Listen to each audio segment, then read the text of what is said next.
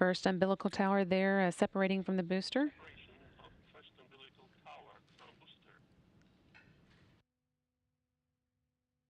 30 seconds now until launch. Ground umbilical to the third stage has been disconnected, and in just a moment the second umbilical tower will separate. Power on board. There's the second tower. Command for ignition, oxygen. Launch command has been issued. 7, 6, 5, 4, 3, 2, 1. Engine turbo pump at flight speed. Engines at maximum thrust. Lift off. And there is liftoff of the Soyuz MS-10 to the International Space Station, carrying Nick Hague and Alexey Ovchinin to the orbital complex. This again is Nick Hague's first time to launch to space, and Alexey Ovchinin's second. One copy. Everything is good on board, and we are feeling well. Copy. Burlak 1. Hearing good first stage performance for the Soyuz, delivering 930,000 pounds of thrust from its 4 boosters and single engine. Again, the first stage of the Soyuz measures 68 feet in length and 24 feet in diameter. It's burning liquid fuel for the first 2 minutes and 6 seconds of flight.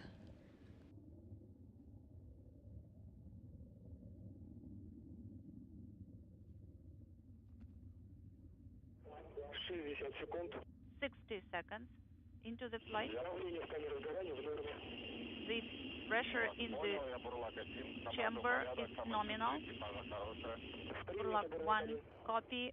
Everything is well on board. They're feeling well. Thank you. Copy. Everything proceeding as intended for today's flight. Now just a little over a minute into it. The velocity of the Soyuz is about 1,100 miles per hour.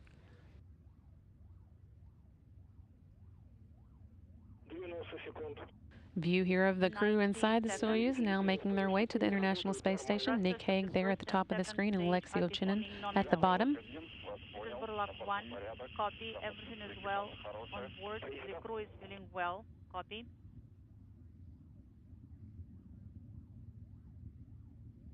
View here of the Soyuz making its way into space. Everything looking good, proceeding nominally.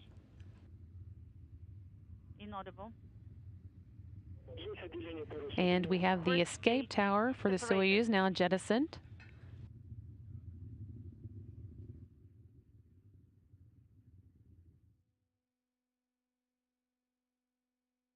Everything continuing nominally. The 4 strap-on boosters have been jettisoned, and they've completed their job, dropped away at an altitude of 28 statute miles. Soyuz traveling about 3,350 miles an hour.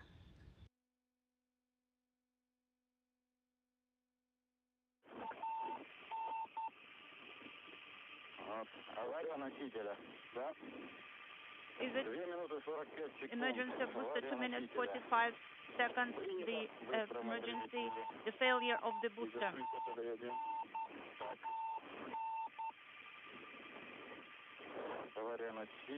Failure of the booster. BS, yes, BS. Separation.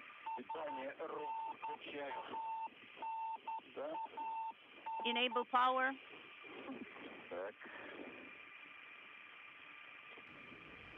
190 seconds into the flight, so he's traveling about 4,700 miles per hour. Don't be in a hurry. Burlaki, copy. We are in weightlessness, according to our sensations.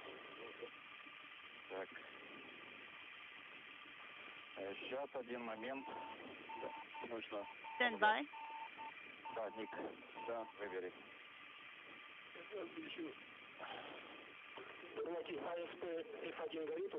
Burlaki, do you have F1 illuminated? 11:42:17. Failure. 11:42:17 is the time of the failure. F1 on SP is illuminated. Copy.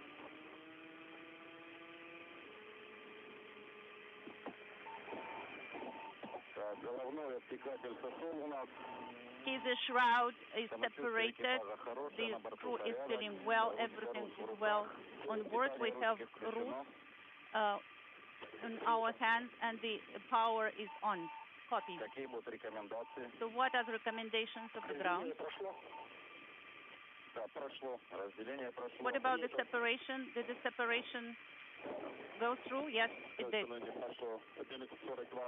11:42:55. Burlaki, did you deactivate Rus power? No.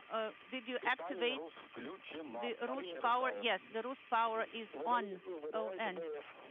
Now, please send BS command. Ballistic descent command is sent from Rus controller. Copy. 11:45:30. BS has been sent. We have the indicator illuminated.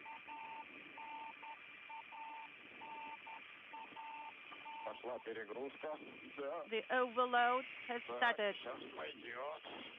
Yes, we are getting ready for the deload.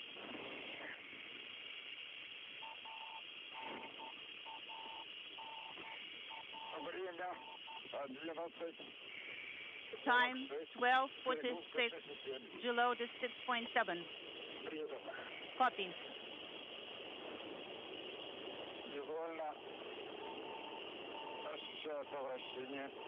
We feeling rotation. The deload is going down. 18:46:20. Deload is 272 and going down.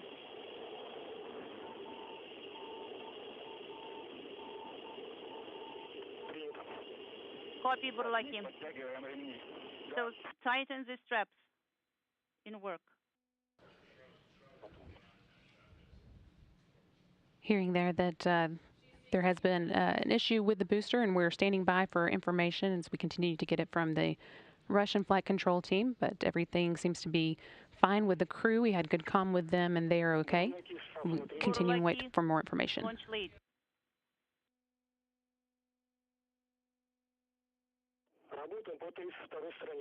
Let's go to page 32, 32.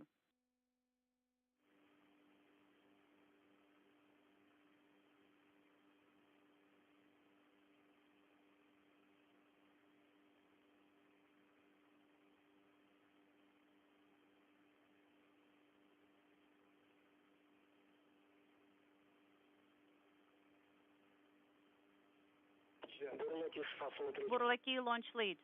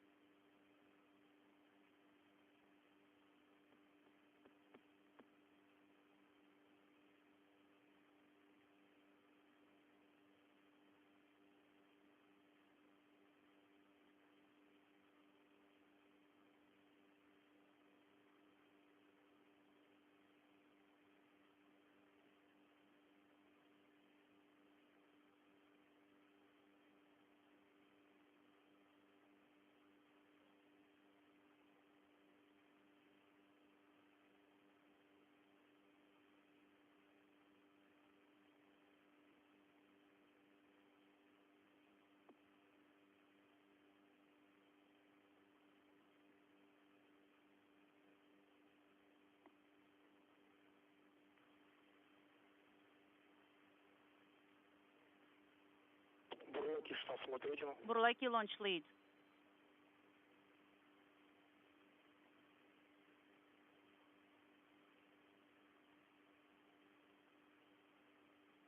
Team here in Mission Control is working with their counterparts in Russia, getting more information on the issue with the booster that has changed today's launch plan. Getting more information, which we'll provide as soon as we have a little bit more. But you're seeing a live view of the control team working here, led by Flight Director Mary Lawrence. Burlaki, launch lead.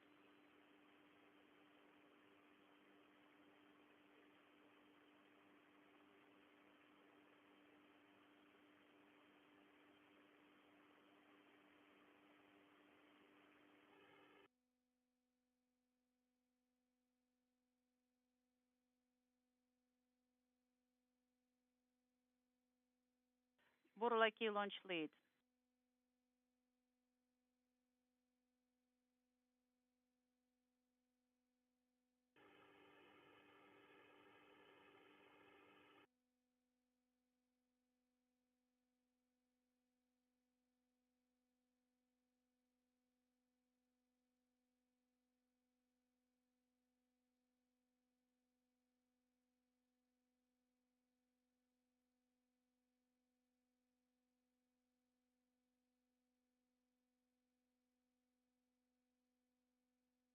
Borlaki launch lead.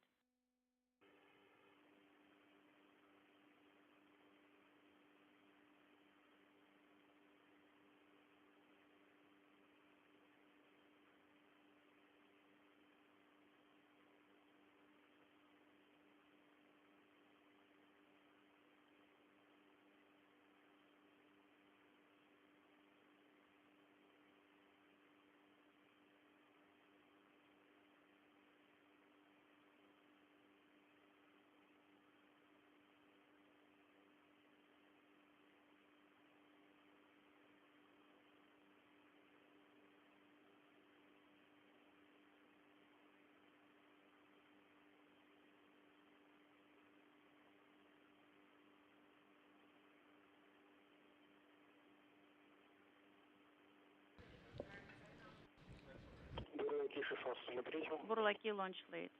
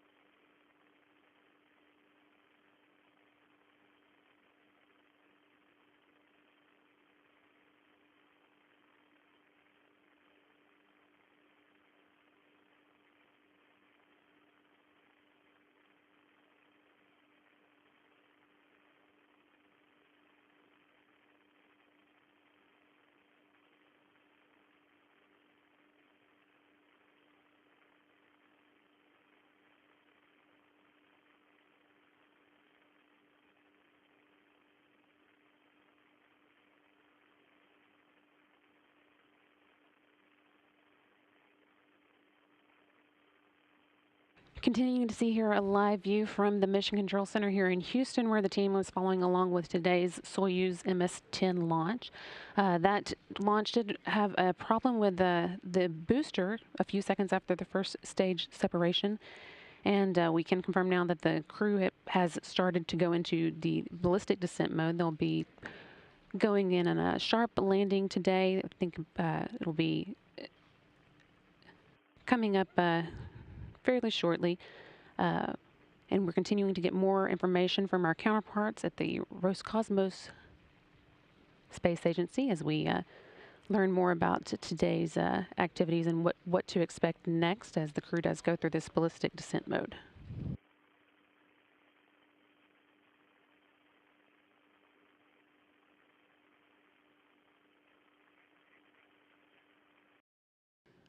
This is Mission Control Houston. The search and rescue forces who took off at 3:55 a.m. Central Time from Baikonur expected to reach the area where the Soyuz MS-10 descended at about an hour and a half later, so about 30 minutes into that flight. We are hearing already that the forces are in contact with Nick Hague and Alexey Ovchinin on board the Soyuz, and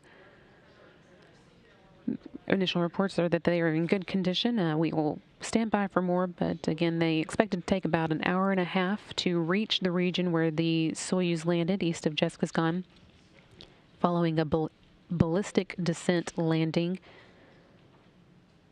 that took place after an issue with today's 3:40 a.m. Central Time launch. The ballistic descent does mean that the Soyuz module comes in more steeply than it would on a normal landing trajectory, which means that the crew is subjected to higher G-forces during the descent, but it is a known mode of descent that crew members have gone through before. Again, that took place following today's 3:40 a.m. Central Time launch of the Soyuz MS-10. And the crew on board, Nick Hague and Alexey Ovchinin, have been in contact with the rescue forces, which are on their way to the landing site, expected to reach it probably still about an hour from now.